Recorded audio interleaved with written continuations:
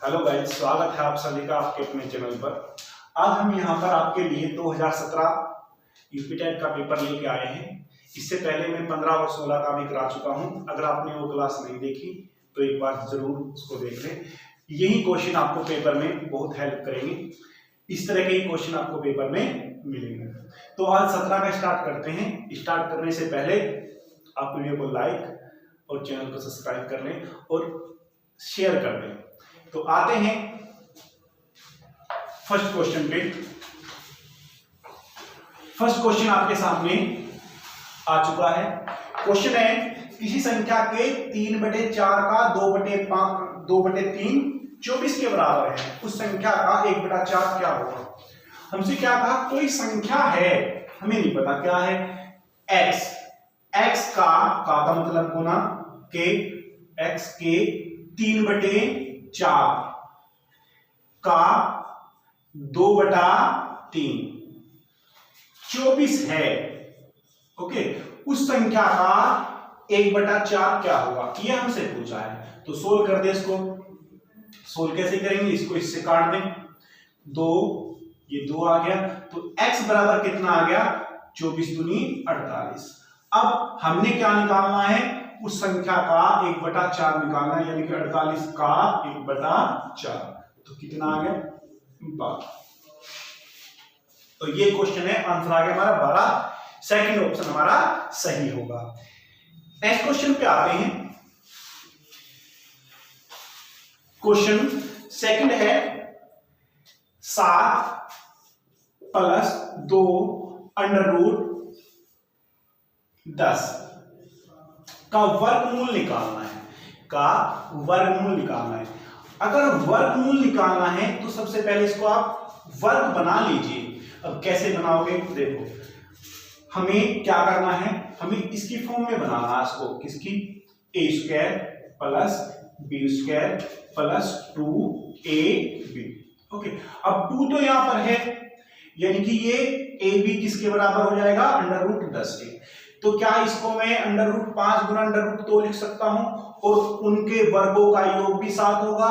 जी हाँ, तो मैं ऐसे लिख सकता हूं उसको, क्या, √5 का वर्ग प्लस √2 का वर्ग प्लस 2 √5 गुना √2। ठीक है, तो ये वर्ग बन गया किसका, √5 प्लस √2 का वर्ग बन गया है। ओके, अब इसका क्या निकालना, हमने वर्गमूल निकालना है। तो अगर वर्गमूल निकालेंगे इसका, मैं यहीं पे निकाल देता हूं, वर्गमूल निकालेंगे तो क्या बन जाएगा, √5 प्लस √2। तो आंसर आ गया हमारा √5 प्लस √2, यानी कि थर्ड ऑप्शन। इसको पहले लिख दो या इसको बाद में लिख दो, उससे कोई फर्क नहीं पड़ेगा। तीसरा ऑप्शन हमारा आ गया। इसके बाद थर्ड क्वेश्चन पे आते हैं। थर्ड क्वेश्चन आपके सामने आ चुका है। थर्ड क्वेश्चन है सांख्यिकी में प्रसारण का विश्लेषण नामक विधि का मुख्य श्रेय था। तो किसको था, इसका ऑप्शन आ जाएगा थर्ड, लाप्लास को। ओके, ऑप्शन थर्ड हमारा राइट होगा। ओके, इसके क्वेश्चन है किसी संख्या का 60% है, x का 60% का कितना, 3/5 बराबर कितना है, 36 है। ओके, x की वैल्यू हमने निकालनी है, तो काट दीजिए इसको, 20 से काट देंगे। 20 दिया 60, 20 पंजे 100। ओके, अब 3 दिया 9 चौक 36 हो जाएगा। ये 9 है, 9 से पहले 36 काट दिया, 9 चौक 36। अब यहाँ पर 25 आ गया, तो 25 की गुना 4 में होगा, तो 25 चौका 100। इनके x बराबर क्या आ जाएगा, 100। इनके ऑप्शन फर्स्ट हमारा सही होगा। इसके बाद आते हैं नेक्स्ट क्वेश्चन पे। नेक्स्ट क्वेश्चन आपके सामने आ चुका है।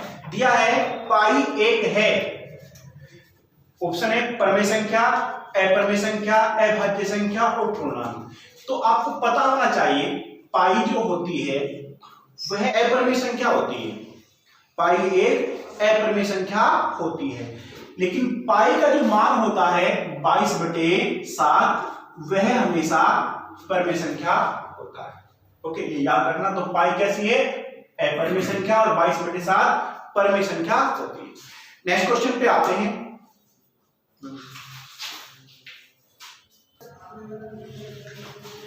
नेक्स्ट क्वेश्चन दिया है a/3 बराबर b/4 बराबर c/7। ये हमसे दिया हुआ है और वैल्यू किसकी निकालनी है? वैल्यू निकालनी है a plus b plus c/c, इसकी वैल्यू निकालनी है। ओके, तो कैसे करेंगे? देखो, आप थोड़ी देर के लिए इसको 1 मान लो, 1 मान लो, x मान लो, a मान लो, जो आपका मन करे, क्योंकि वो कट जाना है। सॉरी, a नहीं मान सकते, एक इसमें दिया हुआ है। x मान लो, z मान लो, कुछ भी मान लो। मैंने 1 मान लिया, 1 मानकर भी कर सकते हैं। तो a बराबर कितना आ जाएगा? ये इधर जाएगा तो कितना? 3, b बराबर 4, c बराबर 7। तो जोड़ दीजिए यहाँ पर a plus b plus c, यानी कि 4 और 3 7 और 7 14। तो डायरेक्ट लिख देते हैं 14। c का मान कितना है? 7। तो आंसर आ गया हमारा 2। तो ऑप्शन थर्ड हमारा सही होगा, यानी कि ऑप्शन 3। नेक्स्ट क्वेश्चन पे आते हैं। नेक्स्ट क्वेश्चन आपके सामने आ गया है। क्वेश्चन क्या दिया हुआ है?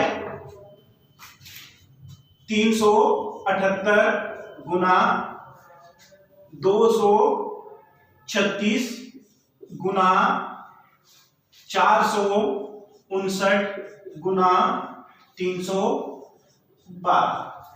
यूनिट प्लेस निकालना है, इकाई का स्थान। तो कैसे करेंगे? इकाई का स्थान निकालने के लिए हम इकाई का स्थान उठाएंगे, 2 की गुना इकाई के स्थान में करेंगे, फिर इकाई में करेंगे, इकाई की गुना इकाई में कर लीजिए। देखो 2 × 18। अब 18 भी सिर्फ 8 ले लीजिए, इकाई का स्थान 8 है। अब 8 × 48, 48 में आप 8 ले लीजिए, 8 × 8 = 64, 64 में आप 4 ले लीजिए। ओके, आप इधर से भी कर सकते हैं।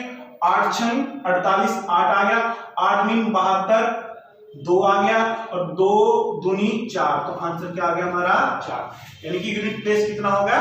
4। ओके, नेक्स्ट क्वेश्चन पे आते हैं।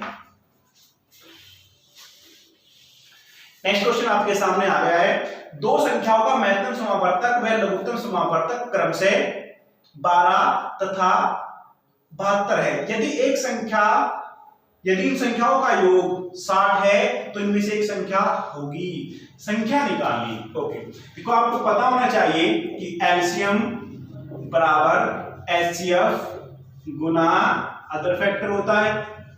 ओके, हम अदर फैक्टर निकाल देते हैं। अदर फैक्टर कितने हैं? एलसीएम भी दिया हुआ है कितना? 72। एचसीएफ कितना दिया है? 12। 12 6 72, 6 आ गए। अब 6 के मैंने अदर फैक्टर कर दिए 2 और 3। ओके, 2 और 3।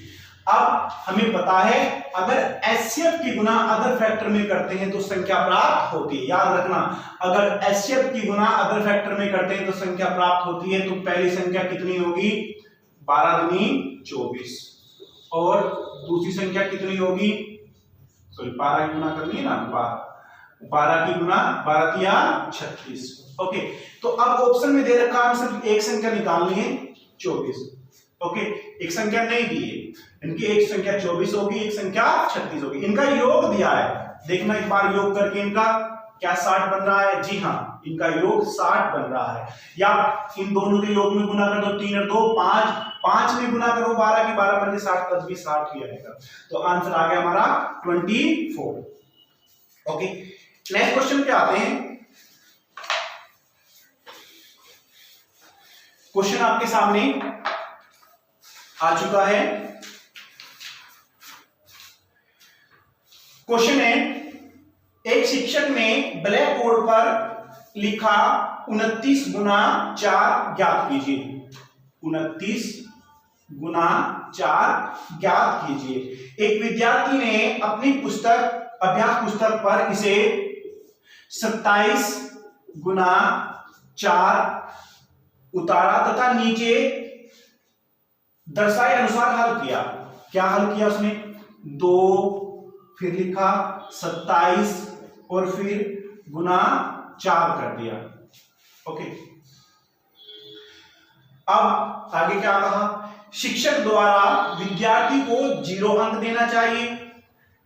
सेकंड ऑप्शन है उस विद्यार्थी से कक्ष में सतर्क रहने को कहकर 0 अंक देना चाहिए।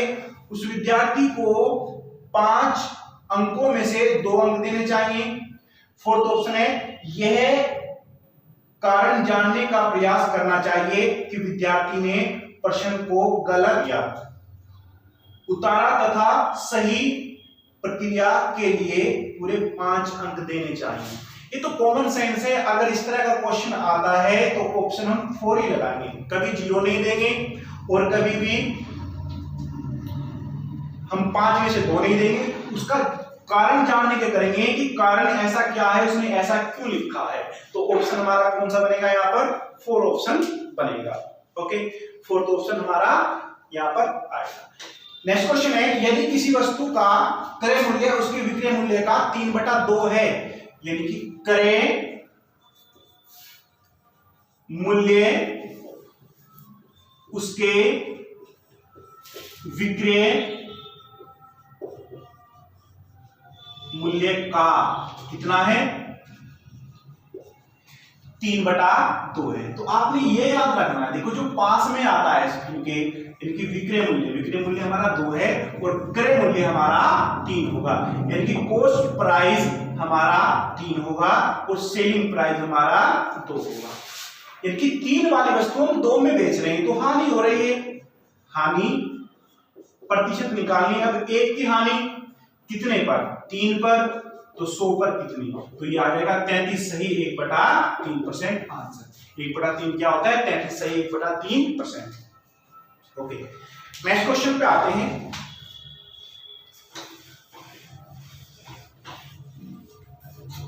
नेक्स्ट क्वेश्चन आपके सामने आ चुका है। किसी कमरे की चारों दीवारों का क्षेत्रफल 660 मीटर है तथा लंबाई उसकी चौड़ाई का 2 गुना है।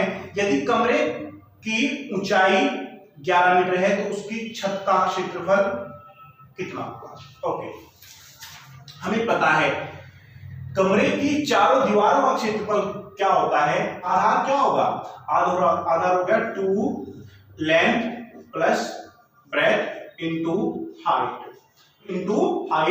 इक्वल टू कितना दे रखा है दीवारों का क्षेत्रफल 660।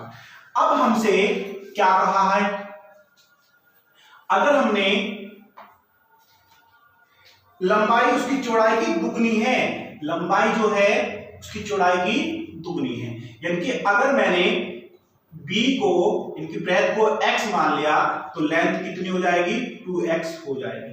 इस तरह से वैल्यू कर दो यहां पर, तो लिखो 2, ये कितना हो जाएगा 2x प्लस ये कितना है x गुना, अब हाइट हमसे दे रखी है कितनी 11 इक्वल टू ये।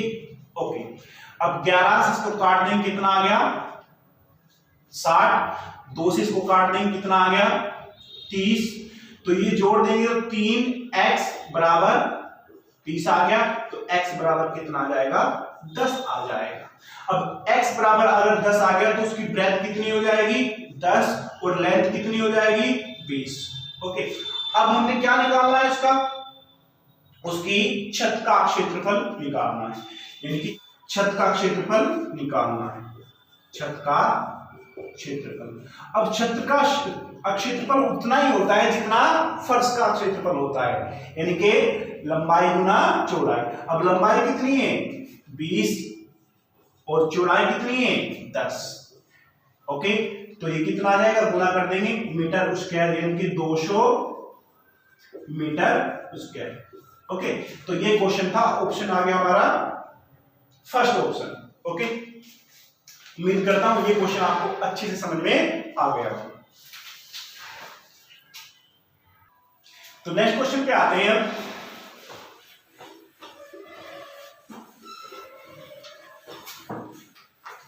क्वेश्चन है यदि संख्या क्या दिया हुआ है 6, 0, 4 और खड़ स्थान दिया है और 6, 11 से विभाज्य हो तो रिक्त स्थान का पूर्णांक क्या होगा, यानी कि यहां पर खाली स्थान पर क्या आएगा। ऑप्शन दिए हमसे 1, 2, 7 और 5।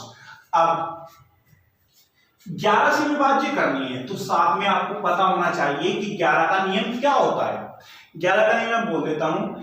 11 का नियम होता है विषम स्थानों के अंकों का योग और सम स्थानों के अंकों का योग का अंतर, या तो 0 हो या 11 का गुना। मतलब कि इनका योग इस तरह से 6, 4 और 6, यानी कि ये पहले स्थान पर है, ये तीसरे स्थान पर है और ये 5वें स्थान पर है।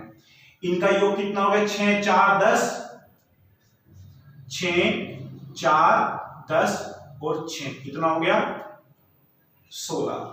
ओके, अब विषम स्थान यानी कि सम स्थानों के अंकों का योग, यानी कि इसका योग और इसका योग। अब ये तो 0 है तो यहां पर क्या रखें हम कि इसमें से माइनस करें और 11 बच जाए, तो क्या रखेंगे हम, 5 रख देंगे। तो 16 में से 5 माइनस करके कितना बचेगा, 11। और अगर यहां पर हम 5 रखेंगे तो ये संख्या 11 से पूरी पूरी डिवाइड हो जाएगी।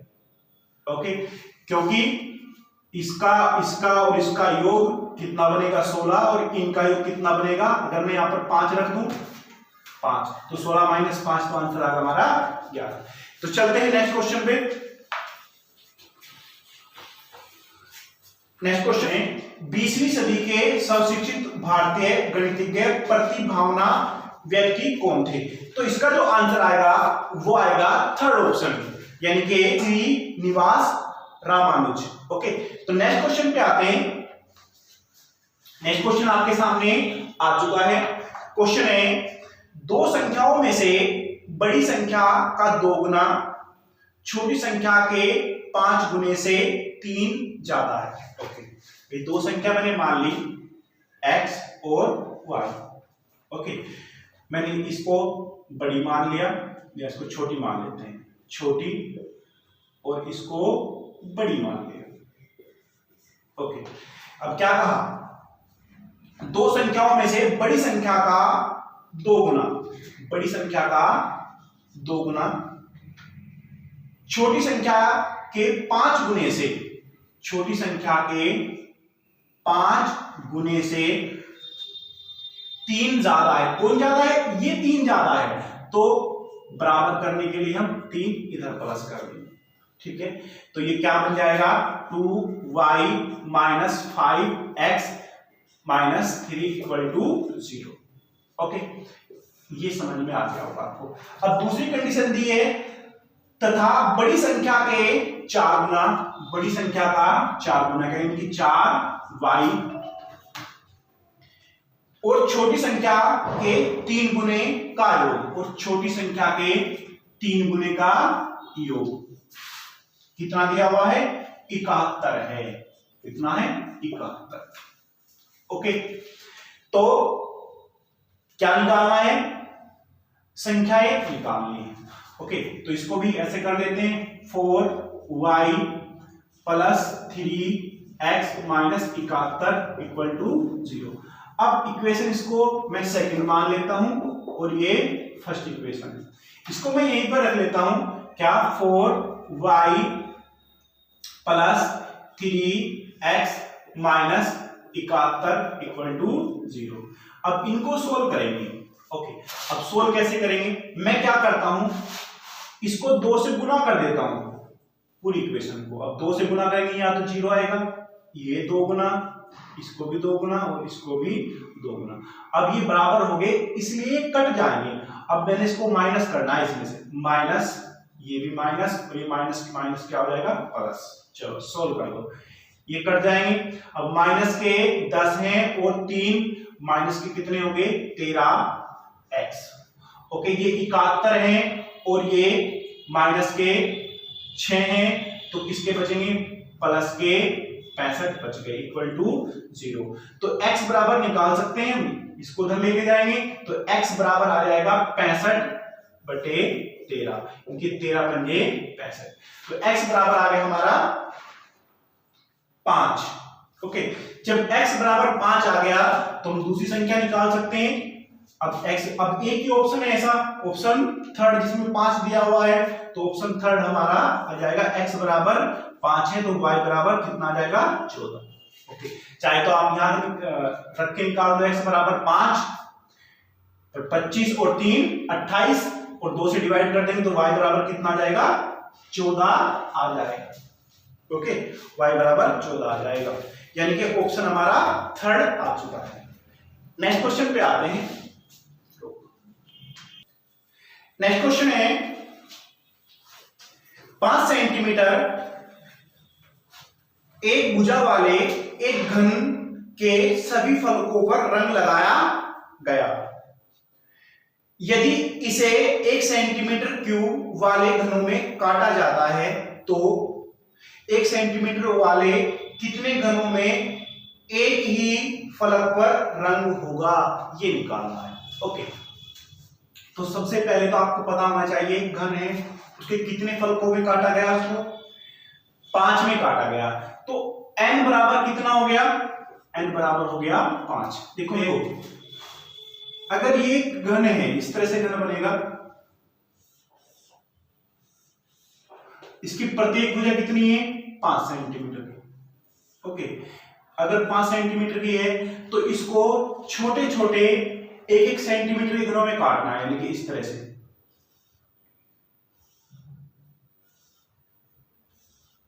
एक, 2, 3, 4, 5 हो गया, ऐसे इसको काट दो, ऐसे ही इसको।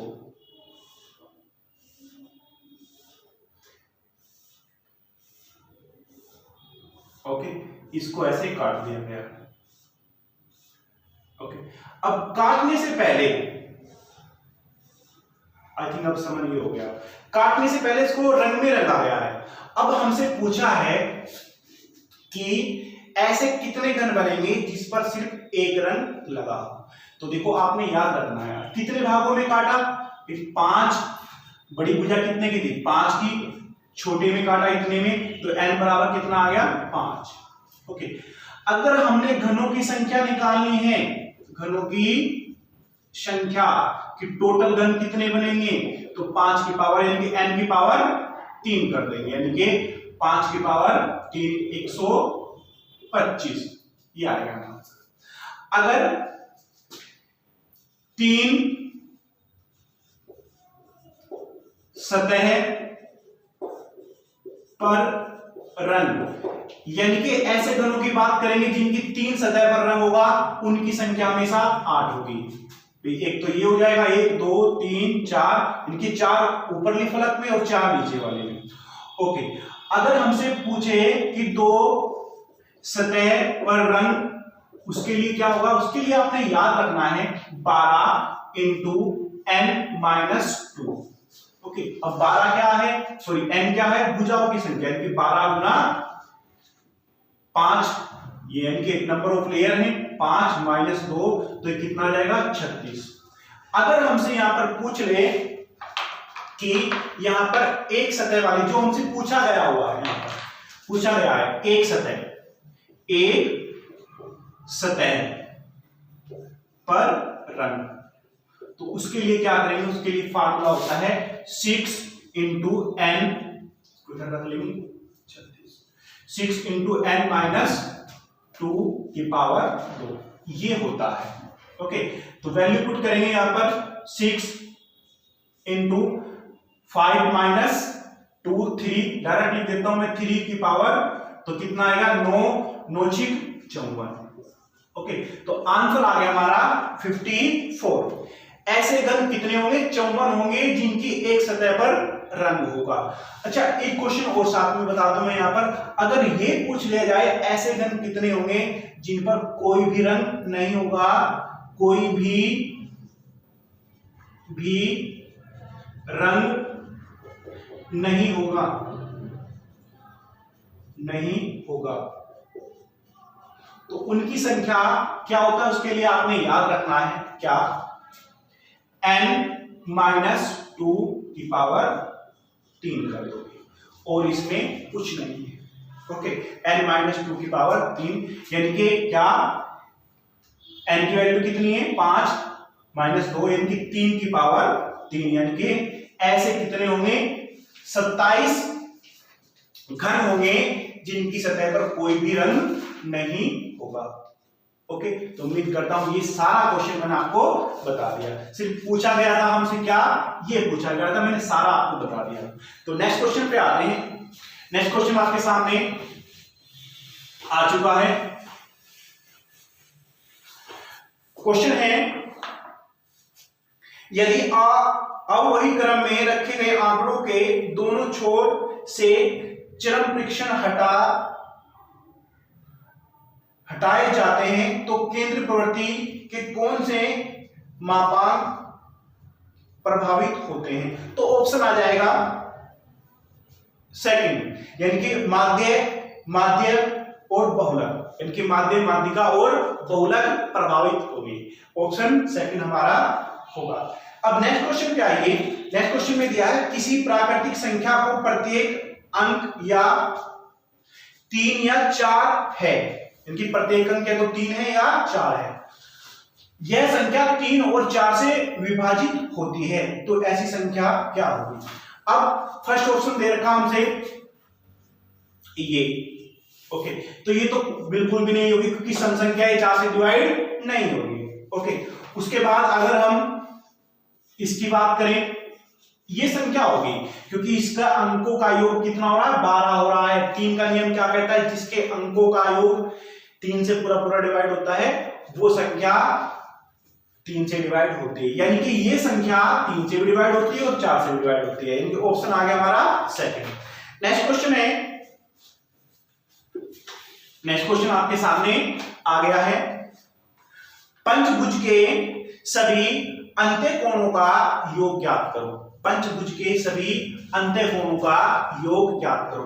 तो आपने ये याद रखना है क्या, अंत्य कोणों का योग कितना होता है 180 इंटू n-2। ओके, अब n क्या है, भुजाओं की संख्या, जैसे कि आप पंचभुज दी है तो n बराबर क्या हो जाएगा 5, तो 180 इंटू 5 - 2। ओके, तो कितना आ गया 3, 18 या 54, तो अंत्य कोणों का योग कितना होता है 540। और याद रखना, चाहे पंचभुज हो चाहे अष्टभुज हो, कोई भी भुज हो, बाह्य कोणों का योग हमेशा 360 ही रहता है। ओके, तो ऑप्शन आ गया हमारा 4 ऑप्शन। नेक्स्ट क्वेश्चन पे आते हैं। नेक्स्ट क्वेश्चन आपके सामने आ चुका है, एक खंबे का 4/7 भाग कीचड़ में धंसा हुआ है। मैंने खंबे की लंबाई मान ली टोटल x, अब x का कितना भाग धंसा हुआ है 4/7 धंसा हुआ है। ओके, जब धंसे हुए भाग का, अब ये धंसा हुआ है, धंसे हुए भाग का 1/3 भाग निकाला जाता है। अब 1/3 तो निकाला इसका, यानी कि 3 में से 1 निकाला, तो उसका मतलब 2/3 तो अंदर ही है। ओके, अब उसके बाद क्या कहा, तो पाया गया कि 8 मीटर माप का खंबा अभी भी कीचड़ में है, यानी कि जो अंदर है वो कितना है 8 है। ओके, सोल्व कर दो, 4 दूनी 8, अब 7 या 21, तो x बराबर कितना आ जाएगा 21 मीटर, यानी कि खंबा कितने का है वो 21 मीटर का है। ऑप्शन आ गया हमारा फर्स्ट। ओके, नेक्स्ट क्वेश्चन पे आते हैं। नेक्स्ट क्वेश्चन दिया हुआ है, ए और बी किसी काम को 12 दिन में कर सकते हैं, बी और सी उस काम को 15 दिन में कर सकते हैं, सी और ए उसको 20 दिन में कर सकते हैं।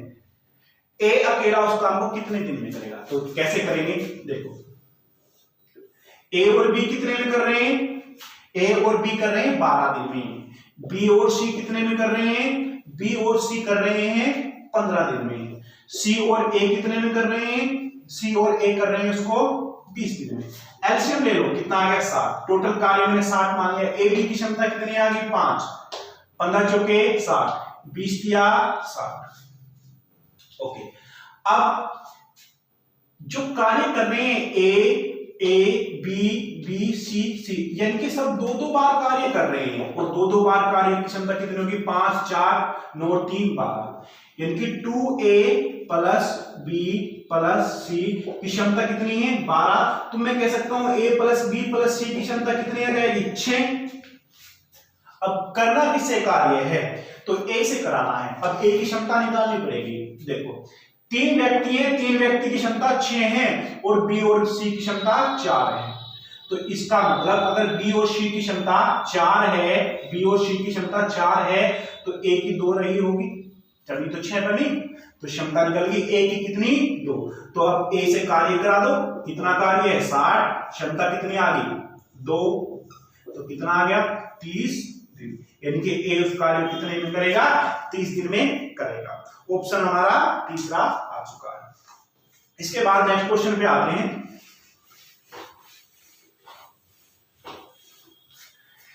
नेक्स्ट क्वेश्चन है त्रिभुज ए बी सी की भुजाओं के मध्य बिंदु क्रमशः डी ई एफ है। कोई त्रिभुज है ए बी और सी, इनके मध्य बिंदु हैं। ओके, मध्य बिंदु हैं। अब अगर मध्य बिंदु को आपस में मिलाते हैं तो एक थ्योरम होती है। क्या है थ्योरम? अगर मध्य बिंदु को आपस में मिलाते हैं तो ये रेखा खंड तीसरी भुजा के समांतर और उसकी आधी होती है। ऐसे ही ये भुजा बीसी की आधी और बीसी के समांतर होगी। ऐसे ही ये भुजा AB के समांतर और AB की आधी होगी। ओके, अब उनके दे रखे हैं क्या पॉइंट दे रखे हैं D E F, D E और एफ ये दी होगी।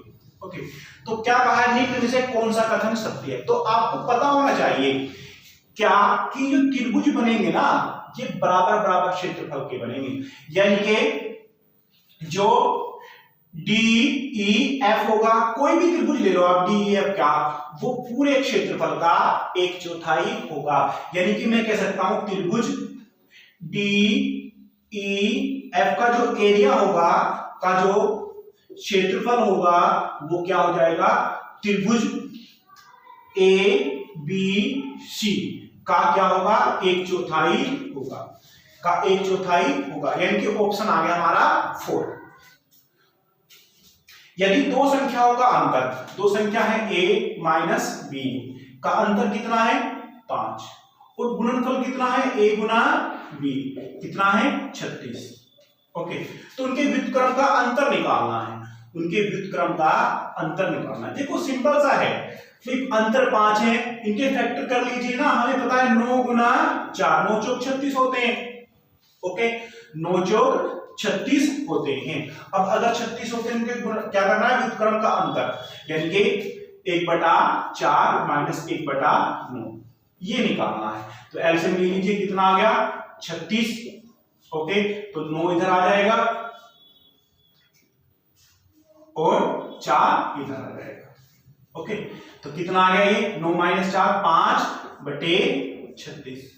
तो ऑप्शन आ गया हमारा फर्स्ट ऑप्शन। तो अंकीय संख्याओं के अंकों का गुणनफल 6 है। उस संख्या में 9 जोड़ने से प्राप्त संख्या में अंकों के स्थान बदल जाते हैं, तो वह संख्या ज्ञात करनी।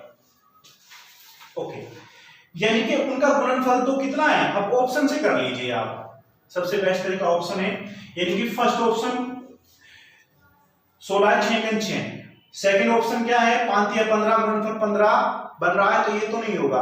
थर्ड ऑप्शन 4 या 12 ये भी नहीं होगा। और फोर्थ ऑप्शन कितना है 2 गुना 3 यानी कि 6 ये भी बन रहा है, ये भी बन रहा है। अब दूसरी कंडीशन क्या कही, उस संख्या में 9 जोड़ने पर प्राप्त संख्या के अंक के स्थान बदल जाते हैं तो संख्या है। अब अगर इसमें मैं 9 जोड़ दूं तो कितना हो जाएगा 6 और 1 यानी कि 16 और 9 कितने हो जाएंगे 25।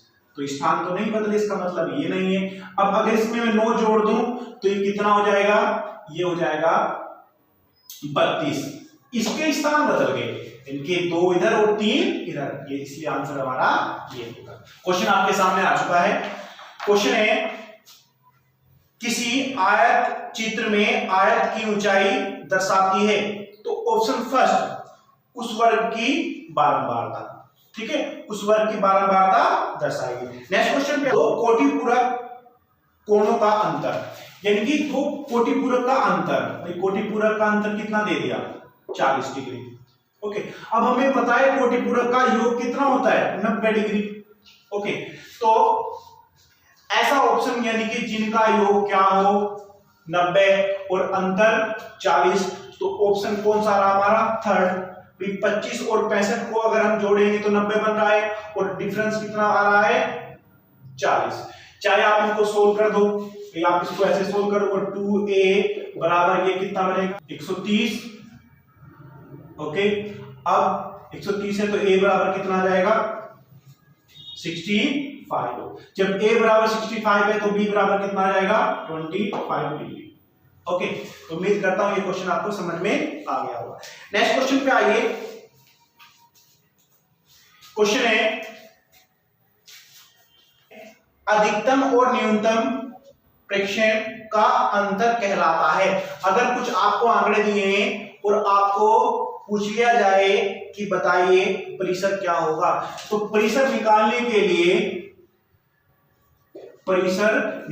लिए आपने सबसे बड़ी संख्या में से सबसे छोटी संख्या माइनस कर देनी है, ठीक है, तो उसको हम परिसर बोलते हैं। तो आंसर आ गया हमसे हमारा ऑप्शन 3। ओके, यही तो पूछा है यहाँ पर, अधिकतम और न्यूनतम का अंतर क्या कहलाता है, तो क्या कहलाता है परिसर कहलाता है। और लास्ट क्वेश्चन है आपके सामने जिसको सभी जानते होंगे, तो क्या है सबसे छोटी अभाज्य संख्या क्या होती है। तो सबसे छोटी अभाज्य संख्या हमारी 2 होती है। ओके, 1 नहीं होती, कभी आप 1 लगा के आओ। ओके, सबसे छोटी अभाज्य संख्या 2 होती है और ये एकमात्र ऐसी संख्या है जो अभाज्य है और सम भी है। ऐसी कोई और संख्या नहीं है जो सम है और अभाज्य। ओके, तो उम्मीद करता हूं ये 2017 का पेपर मैंने आपको पूरा कराया है, ये आपको पसंद आया होगा। तो वीडियो को लाइक करें, शेयर करें और चैनल को सब्सक्राइब करें। Thank you.